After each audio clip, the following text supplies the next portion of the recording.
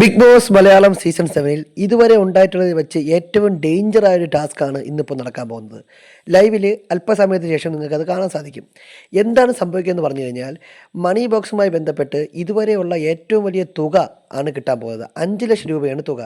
അപ്പോൾ ഈ 5 ലക്ഷം രൂപ എന്ന് പറഞ്ഞാൽ നമ്മുടെ ബിഗ് ബോസിൻ്റെ പ്രധാന വാതിലിലുള്ള അടുത്തുള്ള, അതായത് പ്രധാന വാതിൽ തുറന്ന് പുറത്തിറങ്ങുമ്പോൾ അതിൻ്റെ അടുത്തുള്ള ഏതെങ്കിലും ഒരു സ്ഥലത്ത് ഈ 5 ലക്ഷം രൂപയുടെ പെട്ടി വെച്ചേക്കും. 1 മിനിറ്റ് സമയത്തിനുള്ളിൽ താല്പര്യമുള്ള 3 പേർ പോയി ആ പെട്ടി എടുത്തുകൊണ്ട് തിരിച്ചു കയറണം. 1 മിനിറ്റിനുള്ളിൽ തിരിച്ച് കയറിയില്ല എന്നുണ്ടെങ്കിൽ അവർ എന്നേക്കുമായിട്ട് ഈ ബിഗ് ബോസ് വീട്ടിലോട്ട് വിട പറയും എന്നാണ് മനസ്സിലാക്കുന്നത്. ഇത് കഴിഞ്ഞ തവണ നമ്മുടെ തമിഴിൽ ഇതേപോലെ ഒരു പെൺകുട്ടി, തമിഴ് സീസൺ 8 ഒരു പെൺകുട്ടി പോയി, ആ പെൺകുട്ടി ഈ ടാസ്ക് വഴി എവിക്റ്റ് ആയിട്ടുണ്ട്. കാര്യം പണപ്പെട്ടി എടുത്ത് ആ കുട്ടിക്ക് തിരിച്ച് കയറാൻ പറ്റിയിട്ടില്ല. സ്വാഭാവികമായിട്ടും ആ കുട്ടി എവിക്റ്റ് ആയിട്ടുണ്ട്. അതുപോലെ വിഷ്ണു എന്ന് പറയുന്ന മറ്റൊരു മത്സരാർത്ഥി പണപ്പെട്ടി 5 ലക്ഷത്തിൻ്റെ പണപ്പെട്ടി എടുത്ത് തിരിച്ച് വീട്ടിൽ കയറിയ ചരിത്രവുമുണ്ട്.